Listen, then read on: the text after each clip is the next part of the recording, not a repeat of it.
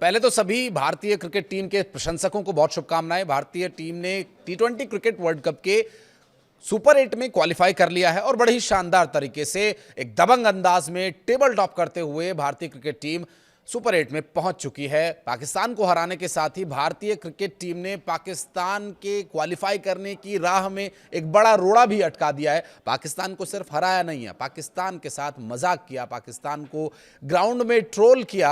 और भारतीय cricket team की इंतहा देखिए कि भारतीय क्रिकेट टीम ने सुपर 8 में क्वालिफाई करने और पाकिस्तान को हराने के बाद सेलिब्रेट भी नहीं किया। बहुत नॉर्मल तरीके से एक दूसरे को शाबाशी देते, जैसे कि प्लेयर्स की सभी प्लेयर्स की एक टेंडेंसी होती है, वो एक दूसरे को कांग्रेचुलेट करते हैं, अप्रिशिएट करते हैं। और इसी तरीके से भारतीय क्रिकेट टीम का भी रवैया देखने को मिला। हार्दिक पांड्या ने पहली विकेट ली और हार्दिक पांड्या ने ही आखिरी विकेट भी पाकिस्तान की झटकाई और उसके बाद बड़ा ही आराम से उन्होंने सभी से हैंडशेक किया, आपस में हैंडशेक किया। पाकिस्तान क्रिकेट टीम के साथ अब भी हैंडशेक नहीं किया। जो पाकिस्तान की क्रिकेट टीम के कप्तान कह रहे थे ना कि हैंडशेक नहीं करने का जवाब हम क्रिकेट के मैदान पर देंगे, तो वो जवाब उन्होंने दे दिया है।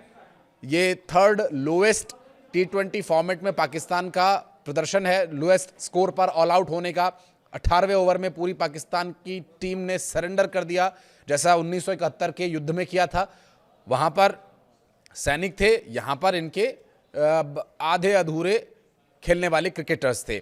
इस बार भारतीय क्रिकेट टीम ने बहुत सारे रिकॉर्ड्स तो बनाए ही, बहुत सारे रिकॉर्ड्स को ध्वस्त भी किया और पाकिस्तान की टीम ने भी बहुत बड़े बड़े रिकॉर्ड्स बनाए हैं, उनके बारे में भी बात करेंगे। लेकिन कुछ रिकॉर्ड्स की अभी बात करें तो रिकॉर्ड बनाने पर तुले हुए हैं भारतीय क्रिकेट टीम के ओपनिंग बैट्समैन ईशान किशन, जिन्होंने एक जिम्मेदार प्लेयर की तरह तो अपना रवैया अपनाया ही, साथ ही साथ अभिषेक शर्मा को उनके एटीट्यूड में भी पीछे छोड़ दिया। पहली बॉल से डोमिनेट करने वाले अभिषेक शर्मा तो इस थ्रू आउट वर्ल्ड कप में अभी तक उतना अच्छा प्रदर्शन नहीं कर पाए। शायद उनकी बैटिंग के लिहाज से अभी तक पिच और बॉलिंग नहीं हो पा रही है, लेकिन उनका जो टेम्परामेंट है वो टेम्परामेंट यही है कि वो आते ही पहली बॉल पर ही 6 मारेंगे। और शायद जो अब तक एक्सपर्ट्स की बात से जो समझ में आया वो ये दिखने लगा है कि ये बात हर विरोधी टीम जानती है कि अभिषेक शर्मा पहली ही बॉल पर 6 मारते हैं और पहली ही बॉल पर 6 मारने की उनकी टेंडेंसी रहती है। तो पाकिस्तान की क्रिकेट टीम जिन्होंने 6 स्पिनर्स को खिलाया, ये बात तो जाहिर है कि वो बिल्कुल डिफेंसिव मोड में चले गए थे। और उनके जो main stream bowler Shaheen Shah Afridi, जी हाँ, उनकी स्थिति क्या है आप ये देख लीजिए कि उन्हें पहला ओवर दिया गया और फिर उन्हें आखिरी ओवर दिया गया और दोनों ही ओवर्स में उनकी पिटाई हुई। एक विकेट किसी तरह से मिल गया हिट मारने के चक्कर में, क्योंकि बहुत बड़ा ग्राउंड है श्रीलंका का, ये जो आर प्रेमदासा स्टेडियम पर जहां पर मैच हुआ कोलंबो में, बहुत बड़ा ग्राउंड है और बैट पर बॉल उतने अच्छे तरीके से आता भी नहीं है कि वो बहुत ईशान किशन की जो 77 रनों की पारी है ना, ये बहुत भयंकर पारी है। ऐसी पारी जैसे जो नए क्रिकेटर्स हैं उन्हें इससे सीखना भी चाहिए।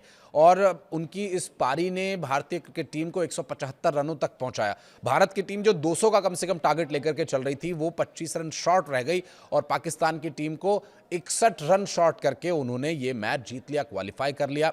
बात अभिषेक शर्मा की करते हैं। अभिषेक शर्मा अब तक बहुत अच्छा प्रदर्शन पूरे वर्ल्ड कप में नहीं कर पाए हैं। साउथ अफ्रीका के खिलाफ तेज गेंदबाजी के सामने उन्होंने अच्छे शॉट जरूर लगाए थे, लेकिन वो वहां भी थोड़ा टेंशन में नजर आए थे। फिर उनकी तबीयत कुछ नासाज हुई। देखिए, बहुत ये इजी नहीं होता है किसी भी प्लेयर के लिए, और अभिषेक शर्मा जैसा टेम्परामेंट रखने वाले प्लेयर के लिए तो ये बिल्कुल भी इजी नहीं होगा जब तक वो पूरी तरह से फिट नहीं हो जाते, पूरी तरह से हिट नहीं हो जाते। उनका आपको वो प्रदर्शन आगे देखने को मिलेगा, इसमें कोई दो राय नहीं है। अभिषेक शर्मा जबरदस्त बैट्समैन है और बहुत भयंकर तरीके से वो ट्राई करते हैं गेंदबाजों की। वो आगे आपको आने वाले मैचेस में देखने को मिलेगा, जहां पर क्रिकेट टीम्स जो भारत के खिलाफ खेलने के लिए आएंगी वो डिफेंसिव मोड में नहीं आएंगी, वो कछुए का शेल ओढ़ करके नहीं आएंगी, वो भारतीय क्रिकेट टीम को चुनौती देने के इरादे से आएंगी। जबकि पाकिस्तान की क्रिकेट टीम इज्जत बचाने के इरादे से मैदान पर उतरी थी, लेकिन वो भी लुट गई। अब इस वक्त स्थिति यह है कि ईशान किशन ने एक खूंटा गाड़ दिया है ग्राउंड पर और उस खूंटे को हिलाने वाला कोई दूसरा है नहीं। ईशान किशन की शानदार बैटिंग ने ये तो दिखाया है कि वो कितने बड़े हिटर हैं। उस पिच पर जहां पर बॉल टर्न हो रही है, टी20 क्रिकेट में टेस्ट मैच जैसी बॉलिंग हो रही है, उस विकेट के ऊपर ईशान किशन ने पूरा ट्रोल कर दिया पाकिस्तानी गेंदबाजों को। और वो पत्थर फेंकने के अंदाज में जो बॉलिंग कराने वाले बॉलर हैं पाकिस्तान के, जिसकी प्रैक्टिस सूर्य कुमार यादव भी करवा रहे थे अपने बैट्समैन को, जी हाँ, वही तारिक पे तारिक, हाँ बिल्कुल आपने सही नाम गेस किया। उनको सूर्य कुमार यादव का एक विकेट जरूर मिला, लेकिन उनकी भी उतनी जो हाइप बनी हुई थी वो खुद प्रेशर में आ गए थे और उनका पॉज भी कुछ ज़्यादा लंबा हो गया था पिच पर, ये भी देखने को मिला। लेकिन अभी इस वक्त जो स्थिति है वो ये कहती है कि पाकिस्तान का सुपर 8 में क्वालिफाई करना भी लगभग अब नामुमकिन होता जा रहा है। नामीबिया के खिलाफ अब पाकिस्तान को खेल करके जीतना होगा, अच्छे रन रेट के साथ जीतना होगा। देखिए पॉइंट्स टेबल की बात करें तो टेबल टॉप है भारतीय क्रिकेट टीम का, 3 मैचेस खेले, तीनों जीते और 6 अंकों के साथ बेहतरीन रन रेट के साथ भारतीय क्रिकेट टीम इस वक्त लीड कर रही है। कप्तान सूर्य कुमार यादव ने भी कहा कि इस मैच के बाद हाँ ये गेम ज़रूर इसकी हाइप बनी हुई थी, लेकिन हमने अपना वही ब्रांड क्रिकेट खेला जिसके लिए हम जाने जाते हैं T20 क्रिकेट में, और उन्होंने करके भी वही दिखाया। जबकि सलमान अली आगा के पास कहने के लिए बहुत ज़्यादा था नहीं, लेकिन फिर भी प्रेस कॉन्फ्रेंस हुई तो कुछ ना कुछ तो कहना ही पड़ेगा। तो उन्होंने ये बताया कि हाँ हमने अपने स्पिनर्स पर भरोसा दिखाया और आज जो दिन था वो हमारा दिन नहीं था और हम कुछ रन शॉर्ट रह गए और बहुत सारी शॉर्टेज उन्होंने गिनवाई, उसकी बात नहीं करेंगे। और ईशान किशन ने बहुत ही अच्छी बात कही, उन्होंने कहा कि मैंने अपना 100% दिया और जो मेरा बैटिंग स्टाइल अब अपनाया है, मैं ईशान किशन 2.0 ने जो बैटिंग स्टाइल अपनाया हुआ है वो बैटिंग स्टाइल उन्होंने बनाए रखा और इस मैच को बहुत ही शानदार तरीके से उन्होंने भारतीय क्रिकेट की इतिहास में एक बार फिर से एक उपस्थिति दर्ज कराते हुए किया। एक और बहुत ही महत्वपूर्ण खिलाड़ी जिसका जिक्र करना यहाँ पर बहुत जरूरी हो जाता है, हार्दिक पांड्या। देखिए हार्दिक पांड्या एक स्टार है, हार्दिक पांड्या एक सुपरस्टार है। हार्दिक पांड्या अगर पहली बॉल पर हिट मारते हुए 0 पर आउट हो गए हैं तो वो आउट नहीं हुए, उनको उसी काम के लिए यहाँ पर उतारा जाता है कि आपको जाना है और पहली बॉल से हिट मारना है। और कप्तान और कोच दोनों की उम्मीदों पर पूरी तरह से वो खरा उतरते हैं, क्योंकि ये ग्राउंड कुछ इस तरह का है कि वो हिट उतनी सक्सीड कर नहीं रही थी। आप देखिए पाकिस्तान के बैट्समैन 30 यार्ड सर्कल भी ढंग से पार नहीं कर पा रहे थे, जबकि हार्दिक पांड्या बिल्कुल बाउंड्री के बिल्कुल ठीक पहले कैच आउट हुए। हार्दिक पांड्या की देखिए खासियत क्या है, हार्दिक पांड्या जब भी क्रिकेट के मैदान पर उतरते हैं ना तो वो उन्हें आप गेम से बाहर नहीं कर सकते। हार्दिक पांड्या आते, अच्छे रन बनाते, नहीं बना पाए वो एक अलग बात थी, लेकिन वो वापस आते हैं और पहला ही ओवर, T20 क्रिकेट के इतिहास में ऐसा बहुत कम देखने को मिलता है कि पहला ओवर मेड इन ओवर हो और विकेट मेड इन ओवर हो, ये तो बहुत ही कम देखने को मिलता है। यह हार्दिक पांड्या जैसे ऑलराउंडर ही कर सकते हैं। हार्दिक पांड्या टीम इंडिया की एक लग्जरी है, टीम इंडिया के पास हार्दिक पांड्या का होना एक लग्जरी है, एक ऐसा भारतीय टीम के लिए ये मौका होता है कि भारतीय टीम इसकी लिबर्टी लेती है और भारतीय ओपनिंग बैट्समैन 1 डाउन 2 डाउन बहुत अच्छे से हिटिंग करने की कोशिश करते हैं, क्योंकि उन्हें पता है कि नीचे हार्दिक पांड्या आने वाले हैं बैटिंग करने के लिए। यहाँ बैटिंग नहीं चली तो उन्होंने अपनी बॉलिंग से और अपने एटीट्यूड से, फील्डिंग से वो हमेशा गेम में बने रहते हैं, इसलिए उनका भारतीय क्रिकेट टीम में होना एक लग्जरी है। ये बार बार एक्सपर्ट्स कहते भी हैं और ये हर भारतीय जो क्रिकेट प्रशंसक है वो इस बात को मानता भी है। अब बात करें क्वालिफाइंग सुपर 8 वाले मामले की, तो पाकिस्तान के पास मौका अब ये है कि वो नामीबिया को अच्छे रनों से हराए और यूएसए के जो आने वाले मैचेस हैं यूएसए उसे हार जाए, क्योंकि इस ग्रुप में जहां पर टीम इंडिया है, पाकिस्तान है, यूएसए है, नामीबिया, ऐसी इस ग्रुप की जो सीक्वेंसिंग है वो कुछ इस तरह से हुई है कि टीम इंडिया टॉप पर है और दूसरे नंबर पर 2 मैच जीत करके यूएसए की टीम सेकंड नंबर पर है, जबकि पाकिस्तान 1 मैच हारते ही भारत के खिलाफ वो तीसरे नंबर पर आ गई है। और अगर नामीबिया बड़ा उलटफेर कर देती है जैसा कि जिम्बाब्वे ने किया और ऑस्ट्रेलियाई क्रिकेटर्स को उनकी पूरी जो थ्रू आउट टूर्नामेंट जो उनकी एक टेम्परामेंट बनी हुई थी उसको तोड़ते हुए जिम्बाब्वे ने मैच जीता था, उसी तरह से अगर नामीबिया भी फाइट बैक करती है, और अच्छे खिलाड़ी हैं नामीबिया के पास और वो अच्छा और बड़ा उलटफेर भी कर सकते हैं, तो अगर नामीबिया पाकिस्तान को हरा देता है तो पाकिस्तान को कोलंबो से फिर फ्लाइट पकड़नी पड़ेगी पाकिस्तान की और फिर वो इस वर्ल्ड कप से बाहर हो जाएंगे। और भारतीय क्रिकेट टीम ने तो अपना काम कर ही दिया है।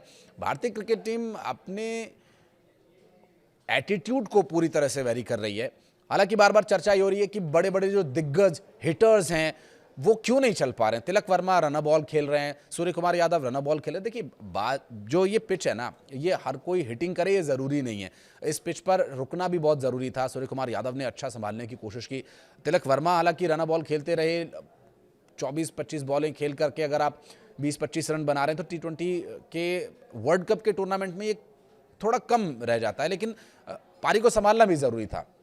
ईशान किशन ने शुरू में वो एक्सेलरेशन दे दिया था, शुरू में ही उन्होंने इतना स्पेस दे दिया था बाकी बैट्समैन के लिए कि वो बॉल को रोक सकें या डॉट्स निकाल सकें या फिर जो टीम को संभालने की ज़रूरत है या धीरे धीरे पारी को बिल्ड करने की ज़रूरत है वो कर सके।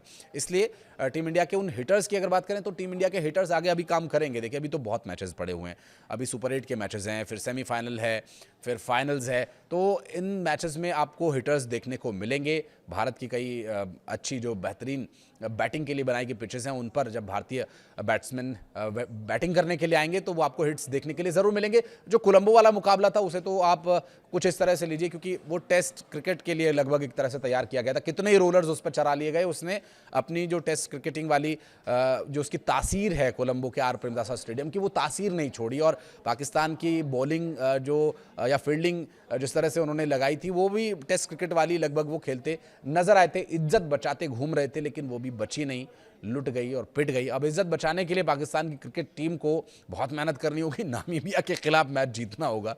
देखिए, कोई भी टीम अगर वो अंडरडॉग टीम्स के सामने जाकर किस कॉन्फिडेंस के साथ जाकर के खेलती है, वो तो खैर उनके टेम्परामेंट पर निर्भर करता है। लेकिन अगर पाकिस्तान की स्थिति ये हो गई है कि उसे नामीबिया को हराने के लिए भी अब स्ट्रैटेजी बनानी पड़ेगी और तारीख जैसे ट्रम्प कार्ड का यूज़ करना पड़ेगा, और उनकी अगर ये मेंटालिटी हो गई है तो फिर बहुत मुश्किल है। पाकिस्तान का जो क्रिकेट का भविष्य है वो अंधकार में नज़र आ रहा है, या लगभग डूब ही गया है अंधकार में।